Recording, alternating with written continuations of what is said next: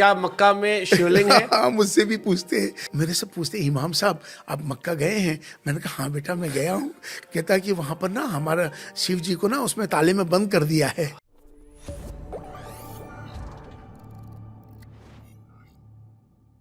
कि आमतौर पे हाँ, मुझसे बहुत सारे हैं मेरे हाँ, मतलब कई बार लोग पूछते थे कि क्या मक्का में शिवलिंग है? हाँ, मुझसे भी पूछते हैं, मेरे से जो जुड़े लोग हैं हिंदू मेरे से पूछते हैं, इमाम साहब आप मक्का गए हैं? मैंने कहा हाँ बेटा मैं गया हूँ।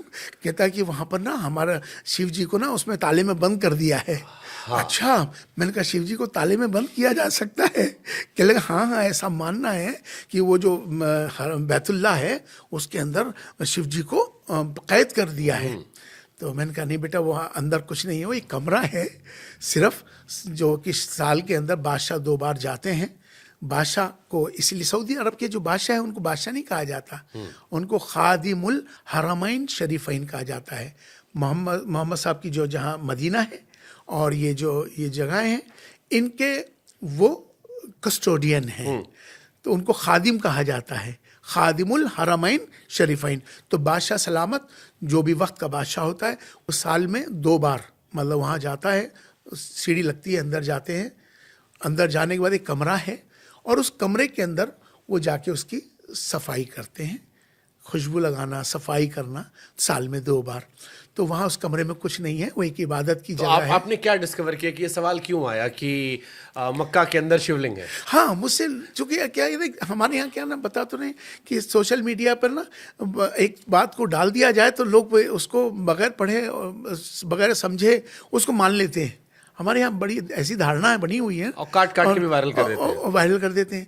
वहाँ पर कुछ नहीं है, वो खाली है, वो सारी एक परिक्रमा करते हैं लोग, उसकी परिक्रमा करते हैं और इबादत करते हैं, बस। वहाँ पर कोई मूर्ति नहीं है। पहले हाँ होती थी, ये बात सही है, ये बात सही है। उस जमाने में चूंकि 365 हाँ 365 मूर्ति मतलब 365 दिन है तो 365 मूर्तियाँ वहाँ होती थी उस पहले। तो वहाँ से फिर उनको वो हटा दिया गया था। उसके बाद से खाली उस जगह का हुक्म आया कि इसको, चूँकि उसको जो बैतुल्लाह को बनाने वाले वो भी हज़रत आदम अलैहिस्सलाम जो पहले प्रॉफिट थे जो इस दुनिया में आए, तो सबसे पहले जगह उसी को कहा गया कि आप एक कमरा तामीर करो। एक हुक्म आया था तो ये उन्होंने हज़रत आदम अलैहिस्सलाम जो थे प्रॉफिट थे उन्होंने उसको तामीर किया, उसको बनाया। वो सिलसिला वहाँ से चलता आ रहा है, वो हमेशा से उस जगह की बड़ी मान्यता है। तो लोग हज के दौरान उम्रा करने लोग जाते हैं, मतलब तो वहाँ जाकर उसकी परिक्रमा करते हैं, दुआएं मांगते हैं, उसको बैतुल्लाह कहते हैं। अब जैसे आपने जिक्र किया 365 वहाँ पर बुद्ध थे और मक्का की भी हमने कहानी सुनी कि शायद इनिशियली वहीं पर सबसे सारा विरोध हुआ था। उस जमाने के जो शेख लोग थे उन्होंने विरोध किया, बाद में मक्का फतेह की पूरी कहानी अपनी आती है। तो ये उस वक्त वहाँ पर जैसे मैंने पूछा 365 बुद्ध आप जिक्र कर रहे हैं, ये किसकी पूजा होती थी? अपनी किसी कोई रिलीजन था? जैसे कई लोग हिंदुज्म में भी हो सकता सोच ले कि हमारे देवी देवताओं को शायद उस टाइम पूछते। मुझे ऐसा ही लगता है कि जिस तरह से हमारे भारत में, चूंकि भारत से ज़्यादा समझ में कहीं और ये समझा नहीं पाएगी बात।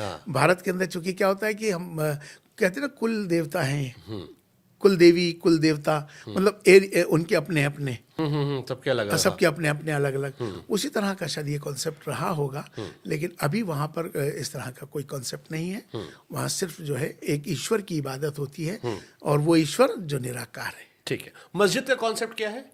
अच्छा, वेरी गुड क्वेश्चन। मस्जिद का कॉन्सेप्ट जो है जमा के माने, जहाँ सब एक जगह आके इकट्ठे होके इबादत करें, उसको मस्जिद कहते हैं। और इसकी स्टार्टिंग कब हुई थी? देखिए, स्टार्टिंग से मुराद इसका मस्जिद नबवी, मतलब जो मस्जिद नबवी मतलब मदीने की जो मस्जिद है, प्रॉफिट मोहम्मद सल्लल्लाहु अलैहि वसल्लम की जो मस्जिद है, वहाँ से इसकी शुरुआत को हम मान के चलेंगे। 14th सेंचुरी के मतलब हाँ ये सिलसिला चलता है। हाँ वो सिलसिला चलता है। मस्जिद पहली मस्जिद तो और भी हैं, लेकिन मस्जिद का कॉन्सेप्ट जो है, आपने जो सवाल किया, जो आपका मकसद है, जहाँ एक जगह सब इकट्ठे होकर मिलकर इबादत करें, उसको मस्जिद कहते हैं। नमाज एक होता है जामा मस्जिद जी। हमारे यहाँ 5 टाइम के नमाज का कॉन्सेप्ट है। तो ये मस्जिद का, जामा मस्जिद का, ईदगाह का एक कॉन्सेप्ट है।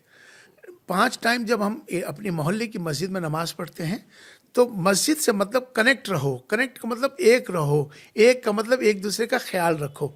एरिया वाइज 5 वक्त की नमाज पढ़ते हैं, तो हम एक दूसरे से मिलते हैं 5 वक्त नमाज में, मस्जिद में, एक दूसरे से रिश्ता बनता है, रिश्तेदारियां बनती हैं। एक होने का कॉन्सेप्ट है मस्जिद से मकसद, एक रहो, ये कॉन्सेप्ट है।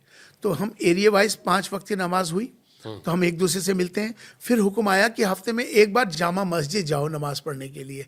तो उसका कॉन्सेप्ट था कि अब अपने चारों तरफ के एरिया से निकल के एक बड़े एरिया में जाओ, जहाँ बड़ी मस्जिद हो, जामा मस्जिद हो।